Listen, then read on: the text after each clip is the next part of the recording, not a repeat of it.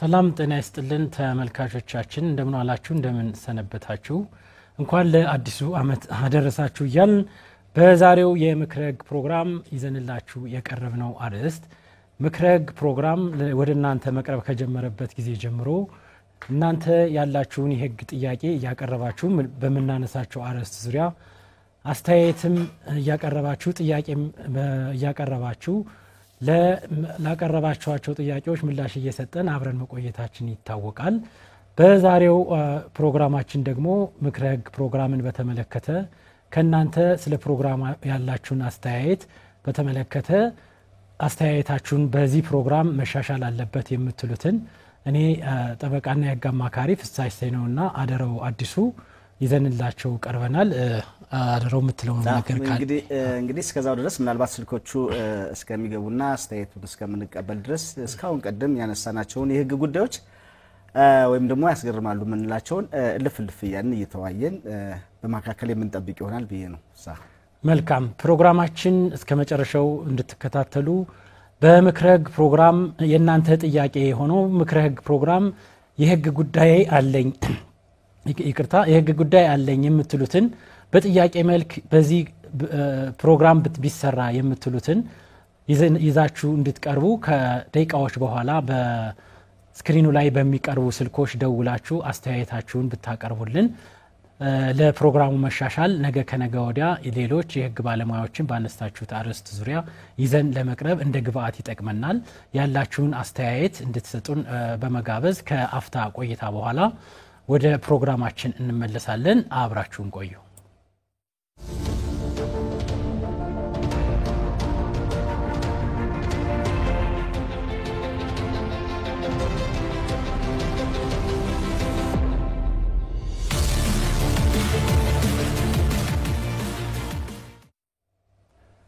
ወደ ውይይታችን ተመልሰናል እንግዲህ ጠበቃና የህግ አማካሪ አደረው አዲሱ የምክረ ህግ አዘጋጅ እና አቅራቢ ነዎት እንዲሁም ደግሞ ምክረ ህግን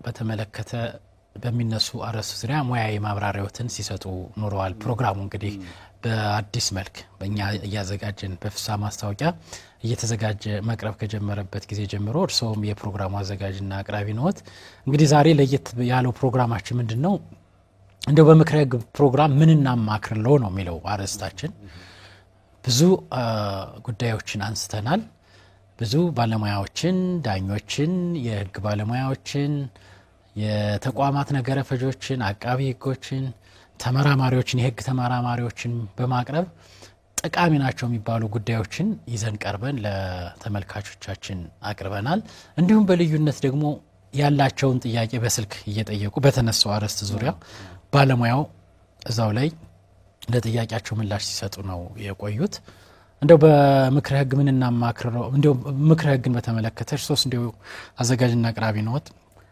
ምን የሚሉ ነገር ይኖራል አዎ በተለይ አሁን ምክረ ህግ ባሁን ሰዓትኛ ይሄንን ፕሮግራም የምናቀርበው በየማስበው ለህግ ባለሙያው ላዋቂው ሰው አይደለም በአብዛኛው ማለት ነው ምናልባት ለነሱ አይመለከታቸውም ማለት ሳይሆን በተለይ በህግ ጉዳይ ላይ ምንም እውቅና የሌላቸው ሰዎች አሉ በተለያዩ አካባቢዎች የሚኖሩ ማለት ነው የለት ኑሯቸውን በሚያከናውኑበት ሰዓት እያንዳንዷ የህግ ጉዳይ የሚነካቸው ስለሆነ መብቶቻቸውንም የሚያጡበት መብቶቻቸውንም የሚያገኙበት አካሄድም ስላለ እነዚህ ነገሮች እንግዲህ ወቅቱን እየጠበቅን የተለያዩ ጉዳዮች በወንጀል ጉዳዮችም በለው በፍትሐብሔር ጉዳዮችም በለው በልዩ ህጎችም ብትለው ወቅቱን የጠበቀ የህግ ትንታኔዎች ተሰጥተዋል እና በተለይ በዚህ ፕሮግራም ላይ ብዙውን ጊዜ እንደውም ፕሮግራሙን የሚከታተሉ በርካታ ሰዎችም እንዳሉና ብዙ የተማሩበት ወቅቶቻቸውን ያስጠበቁበት ጉዳይም እንዳለም ያሳያል እኔ በዚህ በተለይ በፕሮግራማችን ላይም ስናይ ካፍንጫችን ስር ያሉ እያንዳንዱ እንቅስቃሴዎቻችን ለካ ህግ ናቸው ወይ የሚያስብሉ ጉዳዮችንም ደግሞ እንዲሁ ያቀርበን ያው በፕሮግራሙም ለሰዎችም ዘና ያደረግን የህግ ትምህርቶችም ሰተናል በየገምታለው እኛ በአቅራቢነትም ብቻ ሳይሆን ደግሞ በባለሙያነት እንደ ህግ ባለሙያነታችንን በዛም መልኩ ያው ያቀርበን ብዙ ማንቂያዎችን አድርገናል በተለይ ድቃተ ህግን መስጠት ለህብረተሰቡ ህግን አውቆ መብቱንም ክብሩንም ሌሎች ነገሮችንም እንዲያከናውን ትልቅ ነገር ይረዳል ተብሎ ነው የሚታሰበው እንግዲህ አሚኮም እንግዲህ ይሄንን ፕሮግራምም እንደ አንድ ድል ይዞ ያቀረበው ጠቀሜታውን እውቅና ሰጥቶ ነው ለዚህ እንትን ያልነው ብዬ ነው የምገምተውና በተለይ በምክረ ህግ ፕሮግራም ላይ አንድ ህግን አዋቂ ሰው ወይም ደግሞ ህግን አውቆ የሚንቀሳቀስ ማንኛውም ሰው የዘመናዊነት መለኪያው ምልክቱ አንዱ ነው ዘመናዊነት መለኪያ ነው ሌላው ደግሞ የኢኮኖሚም አመንጭ ነው በህግና ስርዓት የተዋቀረ አሰራር ስርዓት ቢሄድ ዜጋውም ደግሞ ህግን አውቆ የሚተዳደር ከሆነ ኢኮኖሚም ያድጋል ጤናማ የሆነ የሰላም ግንኙነትም ይኖራል ሰውም እርስ በርሱም ይከባበራል መንግስትና ህዝብም ደግሞ በህግ ድልድይ ስር ይገናኛሉ ማለት ነውና ምክረ ህግ ፕሮግራማችን ትልቅ ሚና እንደነበረው መገመት አይቻልም እንዴት አወቃችሁ ቢባለውን ነገር ካየን አንድም በሌላ መንገድ አስተያየቶች እንቀበላለን አንተም በስልክም በተለያዩ ነገሮችም እንቀበላለን በግልም በአካልም እንዲሁም ከሌሎች ሰዎች ባለሙያዎችም እንደዚሁ የምንቀበላቸው አስተያየቶች ገንቢ ሆነው አይተናቸዋል ለማለት ፈልጌ ነው እንደው ምናልባት እንደው ከመነሻ ልክ ነው እንግዲህ የምክረ ህግ ፕሮግራም አንዱም ከማስታወቂያው ሲጀምር ፕሮግራማችን በዚህ ፕሮግራም አገልግሎትና ምርቶችን ያስተዋውቁ የሚል ማስታወቂያ ከሚሰራው ላይ የመጀመሪያው እንትን ምንድነው ህግን አለማወቅ ከተጠያቂነት አያድንም ነው የሚለው ያው መንግዜም ቢሆን የወጡ ህጎችን ማሳወቅ ያለ ግዴታ ያለበት አካል እንዳለ ይታወቃል በመንግስት እንግዲህ በተዋረድ ንቃተ ህግን ለመስጠት ሁሉም ተቋማት በተለይ እንደ ፍትህ ቢሮ ባሉት ሁሉም ተዋረድ ላይ ተዋረድ ተቋማት ፍትህ መምሪያዎች ፍትህ ጽፈት ቤቶች እንዲሁም ደግሞ መብት ላይ የሚሰሩ ተቋማት መንግስታዊ ያልሆኑ ተቋማትም ሆነ መንግስታዊ የሆኑ ተቋማቶች ንቃተ ህግ የመስጠት ግዴታም አለባቸው ይሰጣሉ ስለዚህ የሚወጡ አዋጆችን አሁን ደግሞ ከህግ እኩል የስታተስ የተሰጠው የፌደራል ጠቅላይ ፍርድ ቤት ሰበር ሰሚ ችሎትና የፌዴሬሽን ምክር ቤት በአንዳንድ ጉዳዮች ላይ የሚሰጣቸውን ውሳኔዎች ከስር እየተከታተልን ለተመልካቾቻችን አቅርበናል ይሄም ቅድም ካልከው አንፃር እንግዲህ አዘጋጅ ስለሆን ካንተ ያልኩ ነው መቀጠለው እንደሌሎች እንግዲህ አርሶአለም አንተም ካልከው የኢኮኖሚን ጉዳይን ማስጠበቂያ ነው ህግ ካልከው አንፃር አንዳንድ ውሳኔዎች ዛሬ ህግ የነበሩት በፌደራል ጠቅላይ ፍርድ ቤት ሰበር ሰሚ ችሎት ነገና ነገ ወዲያ ውሳኔዎቹ ተቀይረው ህግ የሚሆኑበት ሁኔታ አለና ያ ሰው ያን ህግ አውቆ ብዙ ኢኮኖሚ ቫልዩ ያለውን ብዙ ነገሮችን ከማፍሰሱ በፊት በዚህ ጉዳይ ላይ ምን ያዋጣኛል የሚለውን ግብይት ከመፈጸሙ በፊት የሆነ ነገር መሬት ላይ ለምሳሌ እንደው የሆነ ነገር ከመስራቱ በፊት በዚህ ጉዳይ ላይ ያዋጣኛል የሚለውን ነገር እንዲያውቅ ስናደርግ ነው የቆየ ነው እና ከዚህ አንፃር ንቃተ ህግ መስጠታችን ያልኩትን ቅድም ማንንም ሰው ህግን እንዲያውቅ አድርገናል ነገ ህግን ስላላወቅኩ ነው ይሄንን የተላለፍኩት የሚለውን መከላከያ እንዳያነሳ አድርገናል ብዬ አምናለሁኝና በተለይ በጣም በተደጋጋሚ ጊዜ የሚነሱ ጉዳዮችን በተመለከተ የቤተሰብ ህግን በተመለከተ ከጋብቻ ጀምረን እንደው የቤተሰብ ህጉን ሁሉንም ሰፊ ነው ዳሰናል ማለት ባይቻልም በእለት ተእለት የሚያጋጥሙ ጉዳዮችን የጋብቻ መመስረትን እንደ ባልና ሚስት አብሮ መኖርን ፍቺን በተመለከተ እንዲሁም ተጋቢዎች ፍቺ ከፈጸሙ በኋላ የጋራና የግል ንብረትን በተመለከተ ህጉ ምን ይላል የሚሉትን ፕራክቲካል በተግባር ያሉ ኬዞችን ያቀረብ ተመልካቾችም ጥያቄ እየጠየቁ ምላሽ ሰጠናል እንዲሁም ደግሞ እንግዲህ በሀገራችን በኢትዮጵያ በጣም ውድ ሀብት የሚባለው መሬት ነው መሬትን በተመለከተ የሁሉም እንግዲህ ምንጭ መሬት ነው ማለት ይቻላል ያው አሁን ባለው ሁኔታና የገጠር የእርሻ መሬትን በተመለከተ የከተማ ቦታን በተመለከተ ህጉ ምን ይላል የሚለውን ከሊዝ አዋጁም ከህንጻ አዋጁም እንዲሁም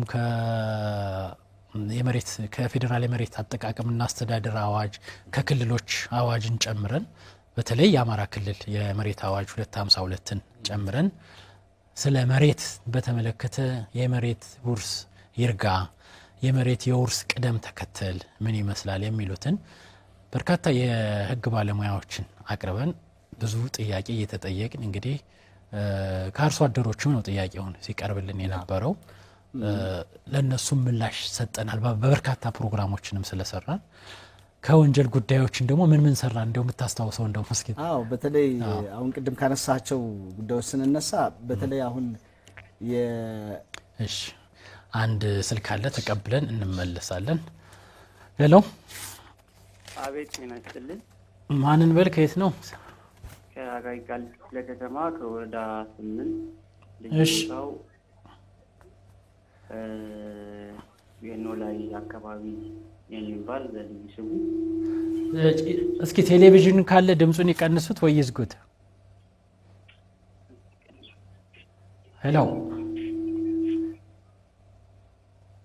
አቤት አይሰማም አሁን ይሰማል እሺ እስቲ ምንድነው በምክረ ህግ ፕሮግራም ምን ጉዳይ ቢዳሰስ ጠቃሚ ነው ብለው ያስባሉ እስኪ አስተያየተውን ምናልባት የቤተሰብ ጉዳይ ነበረ ምናልባት በሱ ላይ ምክረ ገዛ እንዲሰጠን ስለፈለግን ነው ምናልባት ያው አንዳንድ የቤተሰብ የውርስ ጉዳይ ነበረ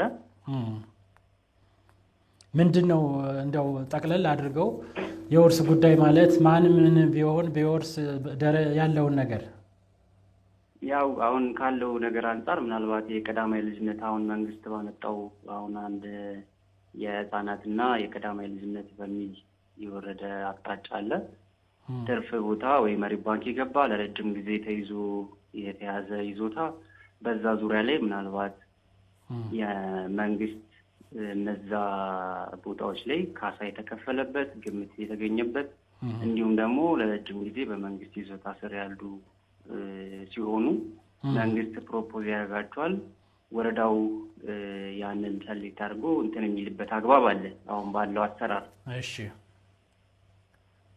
ነገር ግን የኛ ቤተሰብ ደግሞ ከ500 600 ካሬ ያላነሰ ካሬ በረጅም ጊዜ ተይዞ በኃይለ ሥላሴ ጊዜ ራሱ ተይዞ የነበረ ይዞታ ነው ነገር ግን ምንም አይነት የካሳ ክፍያ ምንም አይነት ተለዋጭ ቦታም ሌሎች ተመጣጣኝ እንትን ሳይሰጥ ምናልባት በዚህ ደረጃ መንግስት ወረዳውን ፕሮፖዝ አድርጎት ክፍለ ከተማውም ለደብዳቤም አልሰጠንም እንደገናም ደግሞ ለአከል የሰጠውን ደብዳቤ እሺ እሱን ይዘን ከንቲባ ቢሮ ሄደን ነበረ ከንቲባ ቢሮም ደግሞ ምንም አይነት አቶ ሲሳይ ያዳምጡና እንግዲህ የዚህ ለልማት ተነሽ የሚደረጉ የአርሶ አደሮችን ድምጹን ይቀንሱልን እንትንን ቴሌቪዥንን ለልማት ተነሽ ወይም የሆኑ አርሶ አደሮችን ወይም የከተማ ተነሾችን በተመለከተ የካሳ አዋጁና መመሪያው ምን ይላል የሚለው በምክረ ህግ ቢዳሰስ እኛም ጠቀሜታ ይኖረዋል የሚለው ነው እንግዲህ ይሄንን ከርሶ አስተያየት ተቀብለናል እናመሰግናለን ያው ጉዳዩን እንግዲህ ስፔሲፊክ ለማድረግ ሞክሯል የኛ አሁን በምክረ ህግ ፕሮግራም ነገ ከነገ በኋላ በዚህ በአዲስ አመት ምን እንዳስ የሚለው ነው የካሳና የልማት ተነሽን በተመለከተ እሳቸው ከነሱ ነው እሳቸው ያነሱት ምንድነው ያው እንግዲህ በተለያዩ የቤተሰብም ኬዝም አለው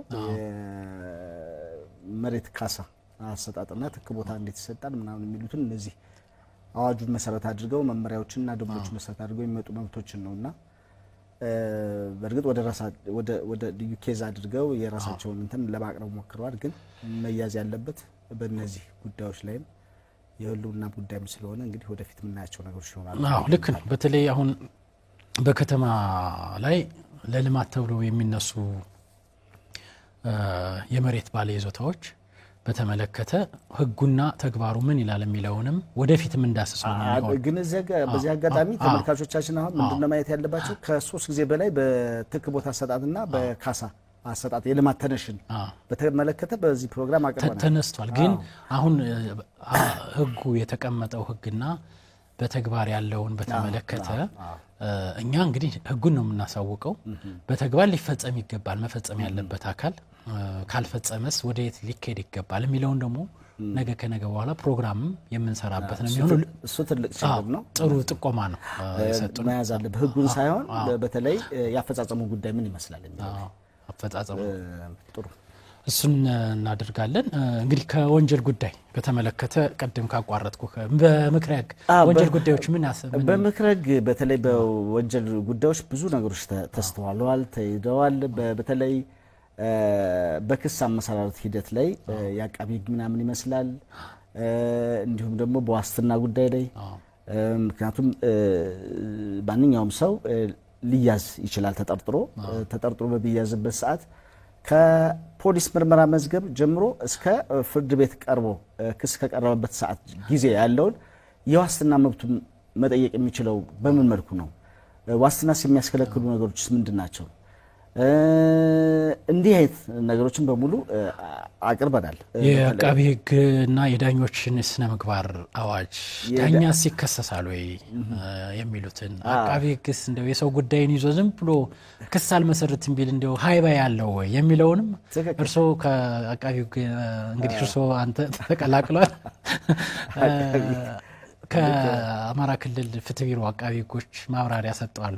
አንዱ 2 ፕሮግራም ሰጥተዋል በዚህ በዲሲፕሊን በዚህ በስነ ምግባር በዳኞችና በአቃቢ በስነ ምግባር ዙሪያ እንዲሁም እሺ አንድ ስልክ እንቀበልና እንመለሳለን። ሄሎ አቤት ማንን በልከት ነው? ታስከኝ ቄስ መፍረድ ደቡብ ጎንደር። እሺ እስኪ በዚህ በምክረ ህግ ዙሪያ ምን አስተያየት ይኖረውታል?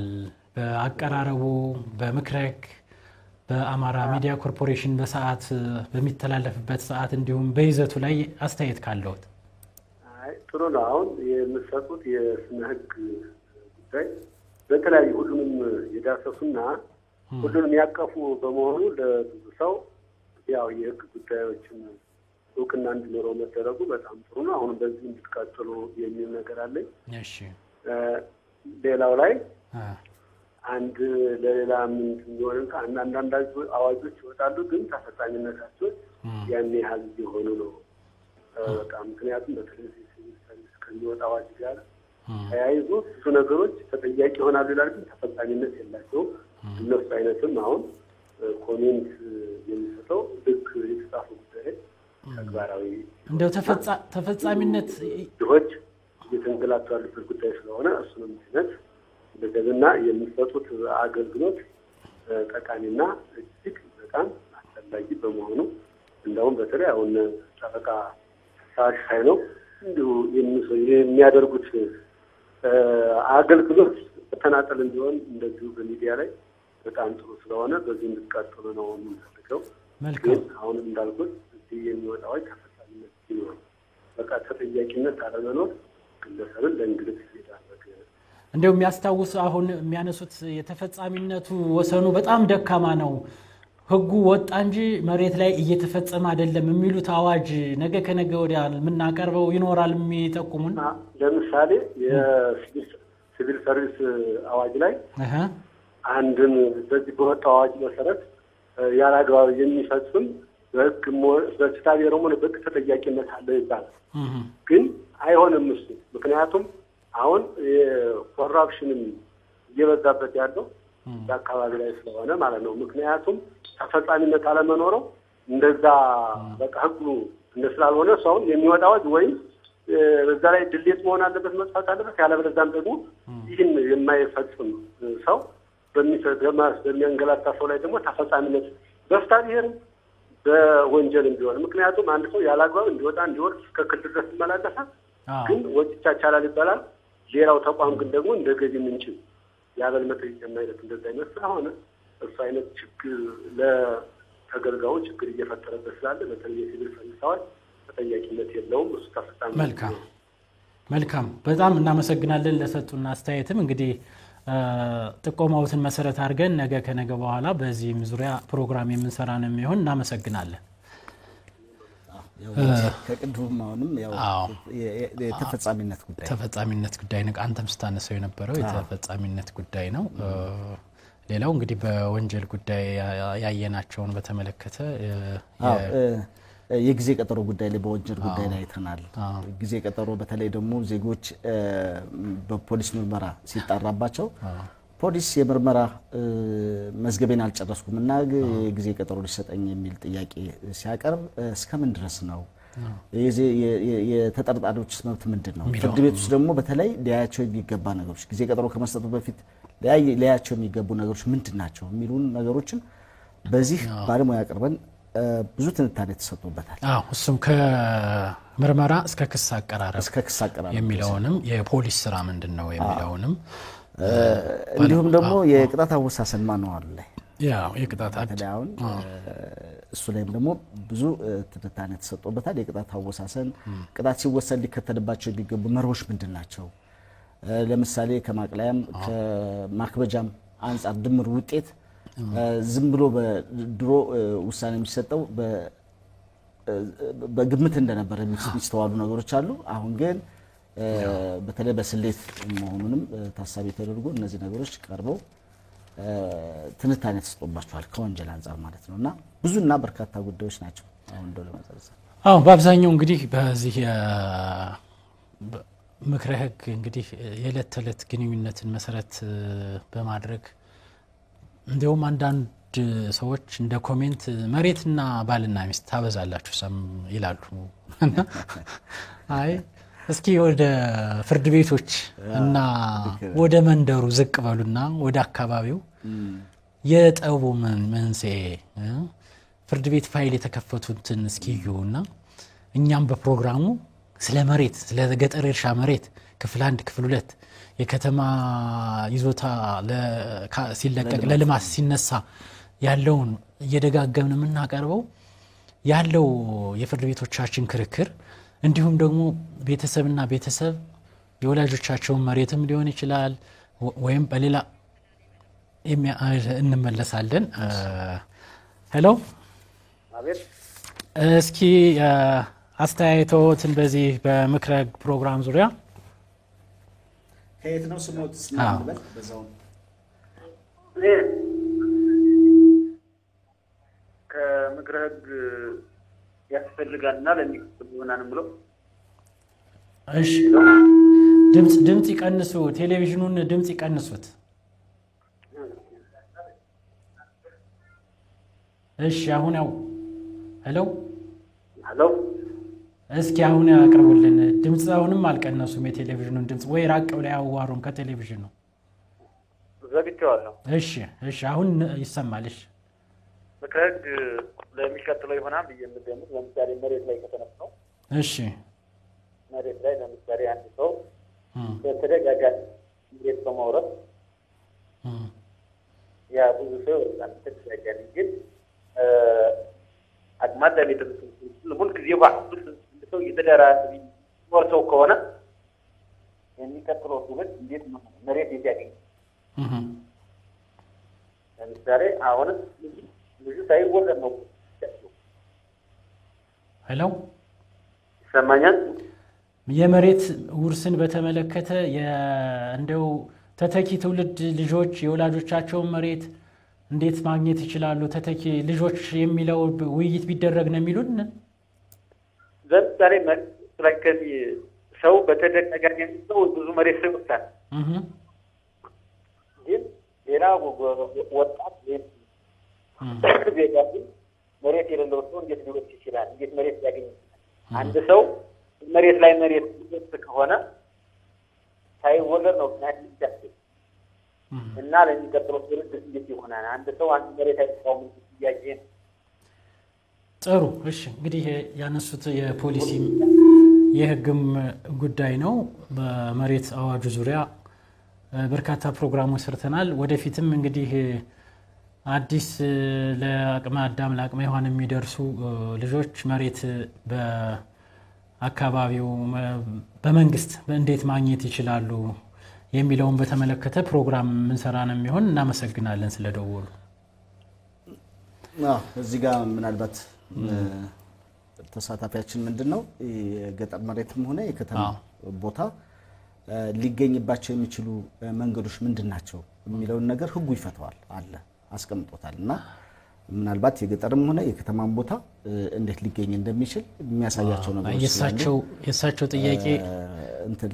የሳቸው ጥያቄ ነገ እንግዲህ ነገ በኋላ ተወያዩበት የሚሉት በአብዛኛው ፍትሃዊ የሆነ መሬት ክፍፍል የለም አንዱ በጣም በርካታ ብዙ መሬቶች ይዟል ደሞ የሚደርሰው ወጣት ምንም የለውም ቁራሽ መሬትም የለውም እና እንደው ይሄ እንዴት ነው የሚታየው ነው የሚለው የፖሊሲ ጉዳይ ነው ያልን ያለ ነው አንድ ሰው ከዚህን ቃዳ መሬት በላይ ማያዝ አይችልም ተብሎ የሚነጠቅበት አሁን እንግዲህ ይሄ ምንድነው የዝቅተኛ የማሳ መጠን የሚባል አለ በአንድ ቃዳ ኖ አይደለም ዝቅተኛው ማለት በአዋጁ የተቀመጠ አለ ዝቅተኛ የሚባለው ከዛ በላይ ለሌሎች ወራሾች ነው መስጠት ያለበት ነገር ግን ምንም የሌለው ካለው እየተነጠቀ ይሰጥ የሚል ነገር የለም እና ከዛ አንፃር ይሄ ፖሊሲም ጉዳይ ነው ያልን ያለ ነው ሁሉ እኩል መሬት ሊኖረው ይገባል የሚል ነገርም ስለሌለ ማለት ነው ከዚህ አንፃር ጥያቄያቸውን ጥቆማቸውን ይዘናል ሌላው እንግዲህ ያው መሬትና ባልና ሚስት ላይ ያተኮርንበት በዚህ አግባብ እንደሆነ ማህበረሰቡም በየቀኑ የክርክር ምክንያት የሆኑት የቤተሰብ ችሎቶቻችንና የዚህ መሬትን በተመለከተ ችሎቶቻችን ምን ያክል በፋይል እንደተጨናነቁ የሚያሳየው ንቃተ ህግ ቢፈጠር እሺ አንድ ስልክ እንቀበል ከጎንደር ሄሎ እሺ እስኪ አስተያየቶትን ደህና ነን ሰላም ነን ባስተያየታችሁ በጣም ተከታታይ ነኝ እሺ ጥሩ ምክር ነው የምትሰጡት እሺ በሁሉ በኩል በወንጀልም ይሁን በኢስታቢርም ይሁን ጥሩ እንትን ነው የምታቀርቡ አሁን ግን በተጨማሪ የምታቀርቡት በፍትሃብሔር እንትን የቤተሰብ ህግ ማለት ነው እሺ ለቤተሰብ የሆነ ያባታችን ነውና ከዛ አባታችን የደርግ አባል ስለነበረ ሚስት ታገባ የኛ እናት ማለት ነው በልጁ የመጀመሪያ ልጁ አርጎ ስሙ ጻፈው ማለት ነው እሺ የከተማ ቦታ ነው የገጠር እርሻ ነው የከተማ ነው እሺ ከዛ አሁን እሱም ሄሎ እሱም አጋጣሚ የደርግ አባል ሆኖ ታጋይ ሆኖ ሄደ ማለት ነው ልጁና አባቱ ከዛ ልጁ እዛ ሞተ ማለት ነው አሁን ከ37 አመት በኋላ ልጆች ነን ብሎ መጡ ማለት ነው ልጆች እሺ አሁን እኛ ደግሞ እናታችን በስሙ አረገችው ልጇ ከሷ ጋር እንደ ልጅሽ ታሳድጊዋለሽ ብሎ ስለሰጣት እናቷ አታወቀ ከዛ ስታዛውረው ልጄ ነው ብላ አዛወረችው ማለት ነው ከዛ አሁን ይርጋ ይቆጥራል ወይ መቼ ነው ያዛወረችው በ2008 ማለት ነው እሺ መልካም ልጅ ነን ብለው የመጡት እድሜያቸው ስንት ናቸው ስንት ነው አሁን 38 አንዱ ደግሞ 39 መልካም በቃ የዚህ የቤተሰብ በ82 ነው የሞተው መልካም በ80 ነው የሞተው አባታቸው እሺ ከዚህ የይርጋ አቆጣጠርን በተመለከተ እሱን እንግዲህ ያው ነገ በኋላም በዚህ በመክረ ካሁን በፊትም ተሰርቶበታል ሌላ በቅርብ የተሰጡ የፌደራል ጠቅላይ ፍርድ ቤት ሰበር ሰሚ ውሳኔዎችንም አካተን ፕሮግራም እንሰራበት ነው የሚሆን ሄለን ከጎንደር ስለ አስተያየት ስለሰጡን እናመሰግናለን እሺ ኢንሻአላህ ይርጋም በተመለከተ እሱ ይርጋ አቀርበናል አሁን ካንቀደም በደንብ ነው እንደውም በይርጋ ጉዳይ በወንጀልም በፍትሃብሔርም ነው እንደውም በዝርዝር ያቀርበናቸው በእርግጥ እንዲህ አይነት ነገሮችም ለምን ተደጋገሙ ማለትም ስለማይቻል እንደ ሁኔታው እንደ ራሱ ፍላጎት ማቅረብ ካለባቸው ማቅረብ ግድ ይለናል ማለት ነው ልክ ነው ያው ዝሮ ፕሮግራሞች በተደጋገሙ ቁጥር የተመልካቾቻችንና የማህበረሰቡ ንቃተ ህግ ጨምራል ነገ በኋላ ከተጠያቂነት ራሱን ያድናል ተብሎ ነው የሚታመነው ብዙ ጊዜ እንግዲህ ህጎች ሲወጡ ሁሉም በፍርድ ቤት እልባት ይሰጣቸዋል ተብሎ አይደለም አንዳንድ በጣም ንቁ ማህበረሰብ ነገ በኋላ ፍርድ ቤት የሚመጡ ጉዳዮችን ቀድሞ ነው የሚዘጋው እና አሁን አንዳንድ ተቋማትን ስታይ የፍርድ ቤት ክርክር የሚበዛባቸው ተቋማት የምን ችግር ነው ብለና የምታስበው እንደው እስኪ አሁን እንደው ልጠይቀህ እንደው አሁን የአስርና ሰራተኛ ክርክር ማያጠው ተቋም ወይ የግል ድርጅት ሊኖር ይችላል። ችግሩ የት ነው የሚመነጨው ለታስባለህ?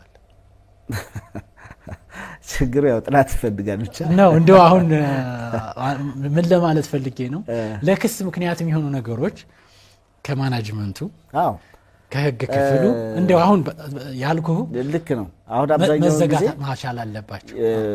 በህግና ስርዓት ቢሰራ የመንግስት መስሪያ ቤቶችም ይሁን ከተለያዩ ነገሮች በሲስተም እና ከአመለካከት ጋር ተደምሮ የመንግስት መዋቅሮች ስራቸውን ቢሰሩ በእርግጥ ቅሬታ አይቀርብባቸው ማለት ይቻላል። ምክንያቱም ይግባባሉ።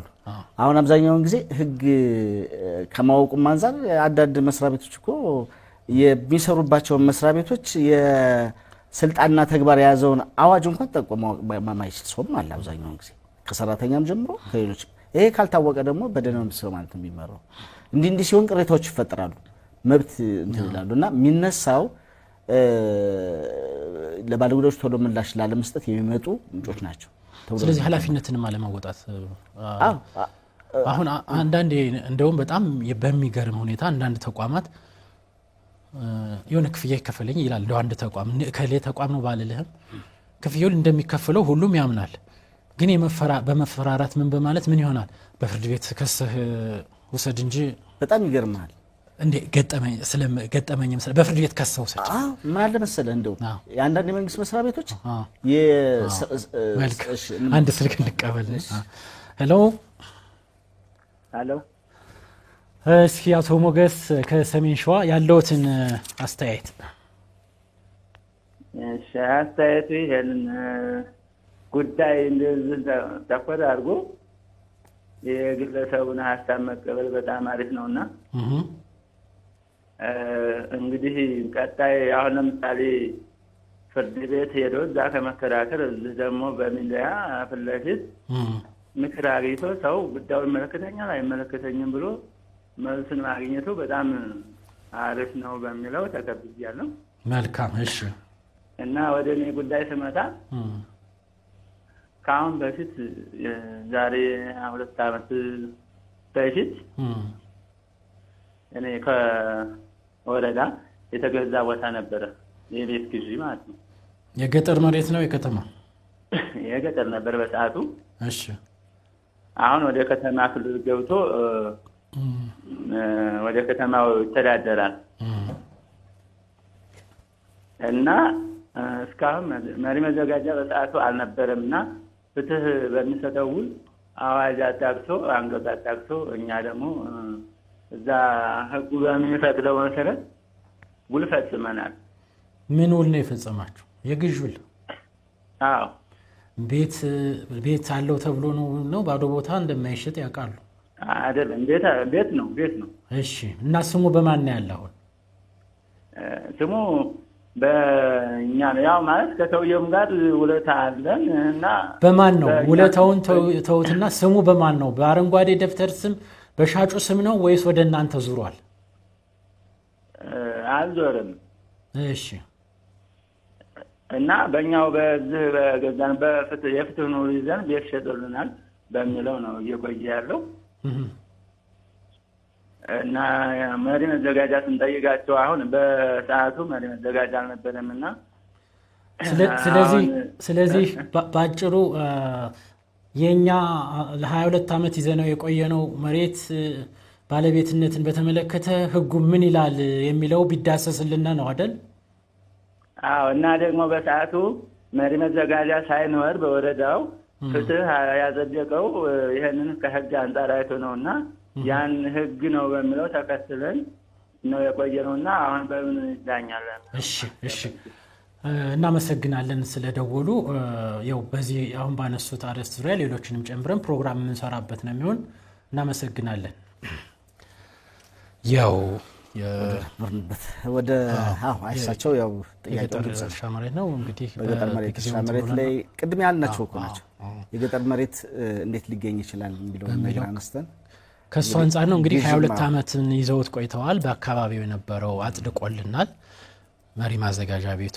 አሁን እንግዲህ ወደ ከተማ ክልል ሲገባ በስማቸው ለማዞር የተቸገሩ ይመስላል። ስለዚህ ምንድነው የሚለውን ሽያጭስ እንዴት ነው የሚለውን ከህጉ አንፃር ወደፊት የምናየው ነው የሚሆነው ዝሮ በፍርድ ቤት ከሰህ ውሰድ በጣም የሚገርም ነገር አንዳንድ መስሪያ ቤቶች የዕለት ስራቸውን ለመስራት የሚጨነቁ ሰራተኞችም አሉ አመራሮችም አሉ ይስተዋላል እንጂ አንድ መስሪያ ቤት ስልጣንና ተግባር ሲሰጠው ወዲያውኑ ስራዎችን መስራት እንዳለበት በህጉ መሰረት በመመሪያውም ባሉት የአሰራር ስርዓቶች መሰረት መስራት እንዳለበት ይታወቃል እንዳልከው ቅድም ያንን ጉዳይ ለመስራት ኮንፊደንስ ማጣት ወይም ያቀም ማነስ ወይም ደግሞ ሆን ተብሎ በክፍል ቦና ሊሆን ይችላል ዜጎች ምላሽ ሳይሰጣቸው ይቀራል አይ ክሰሰንና ፍርድ ቤት ይወስንልን እና ምንድነው ያንዳንድ የመንግስት መስሪያ ቤቶችን የዕለት ስራዎች ፍርድ ቤት እየሰራ እንደሆነ መስተዋል አለበት ጥናቶች ቢስተዋሉ ማለት ነው ስለዚህ ተጨማሪዎችም እየተደረገ ነው ተቋም ከፍተኛ ተጨማሪዎች ከሳሽ ለጠበቃ ይከፍላል ለዳኝነት ይከፍላል ይንገላታል በክርክር ላይ ያለም ይሞታል ደሞ የሚገርመው ከሳሽ ክስ መጥሪያ ይዞ ሲሄድ የሚመጣው መልስ አለብን እንከፍላለን ይላል መልሱ አንዳንድ ጊዜ ደግሞ የመጀመሪያ ደረጃ መቋሚያ የሚባልም ደግሞ አቃቢ ይቀርባል እየታመነው ጉዳዩ ለማስረዘም ነው የሚሆነው እና እንዲህ አይነት ነገሮች አሉና እነዚህም ተነጋግረንባቸዋል ከዚህ አንፃር እንግዲህ ብዙ ነገሮችን ዳሰናል እንግዲህ በአብዛኛው የዕለት ተዕለት ግንኙነቶችን በተለይ አሁን የደዋያችን ያነሱትን በተመለከተ በአብዛኛው የገጠር አካባቢ ቦታዎች ወደ ከተማ ክልል የሚገቡበት ሁኔታ ነው ያለው ልማትን በተመለከተ የከተማ ላይ ለልማት ተነሺዎች በየከተማው የበዙበት ሁኔታ ነው ያለና ለልማት ተነሺ ሲሆን የገጠር የእርሻ ቦታ ወደ ከተማ ክልል ሲካለል ያ ባለ ይዞታው ምንድነው ሊያገኝ የሚገባው ጥቅም ከ18 ዓመት በታች የሆኑት ልጆች 18 ዓመት በላይ የሆኑ ልጆች እንዲሁም ማጨሻ ኖረው አልኖረው እንግዲህ ጎጆ ኖረው አልኖረው የሚለውን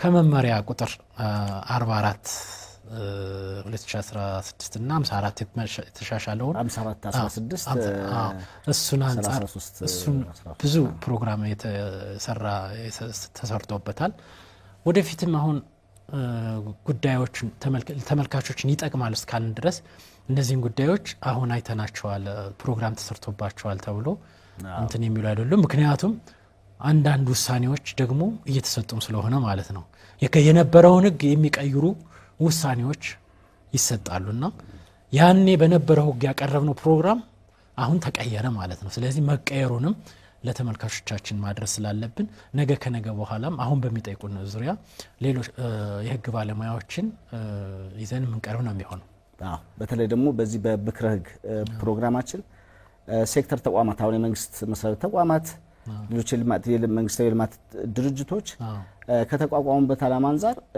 ቢያንስ ህጎቻቸውን ማስተዋወቅ አለባቸው ማህበረሰቡ ሊያውቅባቸው የሚገቡት ነገሮች ከዚህ ከምክረ ህግ ፕሮግራም ጋር በመተባበርም መስራት ይኖርባቸዋል በተለይ የፍትህ ቢሮና የፍርድ ቤቶች ፖሊስ እነዚህ ተቋማት ምንም እንኳን በራሳቸው የፕሮግራም ዘይ ቢኖራቸው ህብረተሰቡ ሊከታተላቸው የሚችላሉ ተብሎ በተገመቱ የቴሌቪዥን ፕሮግራሞች እንደ ምክረ ህግ አይነት ጋርም አብሮ በጥምረት መስራት ቢችሉ መልካም ነው በየገመታለሁ ምክንያቱም ሰፋ ያለ ጠንከር ያለ እንዲሁም ደግሞ በሚገባ ቋንቋ ለህብረተሰቡ የሚቀርብበት ሁኔታም በጥምረት ማመቻቸት ይቻላል የሚል አስተያየት አለኝ ሌላው በተለይ ደግሞ ብዙውን ጊዜ ህጎች ቶሎ ነው የሚወጡት ቶሎ ነው የሚቀየሩት በዛው ልክ ደግሞ ህጎች ተደራሽ መሆን እንዳለባቸው ያሳያል ተደራሽነታቸው አንድም በህትመት ነው ሌላውም ደግሞ ልክ በሚዲያ በደዚህም ትልቃት ህግ እየሰጡ ማንቃት ነው መብቶቻቸውን እንዲጠብቁ ማድረግ ነውና ይሄን ለማድረግ የሁሉም ጥምረት ከምክረ ህግ ጋር ፕሮግራም ጋር መስራት ግድ ይላል ብዬ አስባለሁ ያው ነው እንግዲህ ከህግ ተጠያቂነት አንፃር አለማወቅ ህግን አለማወቅ ከተጠያቂነት ያድንም እንደው አንድ ሹፌር እና አንድ ረዳታውን አንድ ሹፌር ቢከሰስ በአዲሱ የመንገድ ትራንስፖርት በወጣው አዋጅ ለምሳሌ አረኔ መውጣቱን አላቅም እኮ ባለፈው የነበረው ቅጣት 140 ብር ነው አሁን ግን 1000 መግባቱን አላወኩም ቢል 1000 ከመክፈል አያድነው ስለዚህ ለዚህ ምንድነው ህግን ማወቅ ህግን ለማወቅ ደግሞ እንደዚህ አይነት ፕሮግራሞችን መከታተል ግዴታ ነው የሚሆነው የሚለው ነው ለናየው የሚገባ እንግዲህ አስተያየት የሰጡንን አካላት ተመልካቾቻችን ከልብ ነው የምናመሰግነው። እንደው ዛሬ ስለ ህግ እያወራን ስለሆነ ህግ እንደው ምንድነው ግን አሁን ህግ ምንድነው ብል ህግ ዘርፈ ብዙ ነው እንግዲህ። እሺ አንድ ስልክ እንቀበልና መጨረሻ ስልክ። እሺ ሄሎ ሄሎ። አቤት አቤት። ጤና ይስጥልን። እሺ ማን እንበል? ከየት ነው? ከድሩ ቤት። እሺ እስኪ በዚህ በምክረ ህግ ፕሮግራም አቀራረብ ዙሪያ ያለውትን አስተያየት። ምክረ ህግ ፕሮግራም በጣም አስፈላጊ ፕሮግራም ነው። እሺ በጣም ለተሰጠው አስፈላጊ ፕሮግራም ነው። እሺ እናመሰግናለን። የተወሰነች ጥያቄ ለመጠየቅ። እሺ አንደኛ ከ18 ዓመት በላይ የሆኑ ልጆች ምንም ነገር አቅም ሳያዳብሩ ወላጁ ያለ መርዳት ትንሽ ትውልዱን ወደ ኋላ እንትን እያለውና እናቶችን ለስቃይ የሚዳርግበት ፕሮግራም እንትን አለ እና ህጉ ምን ይላል? አሁን አንድ ልጅ 18 ዓመት ተብሎ ዝም ብሎ እኔ ይሄን አይመለከትም ይለው ትውልዱን አይጎዳም ወይ? ሌላ አስተያየት አለኝ። ምንድነው ወላጅ ተጠያቂ ነው የሚለው ነው? እሷ ህፃናት ወላጅ ተጠያቂ ይሆናል የሚለው ነው? አዎ ወላጅ አሁን ለምሳሌ እናትና አባት ቢሳሱ ብዙ ጊዜ ልጆች ከእናታቸው ጋር ተዋራ ይቀራሉ እና ከ18 ዓመት በላይ ከሆነ ያው ህጉ ነው ዙሮ አዋጁ ነው። እሱ ላይ ግን አሁን የዳሰሳ ጥናት ቢደረግ በጣም ስቃይ ላይ ያለ ልጆች ተጎዳና ድረስ ነው። እሱ ላይ አዋጅ ሲወጣ ነው የአዋጅ ጉዳይ ነው። ብሮም በዚህ መደረግ አለ። ጥሩ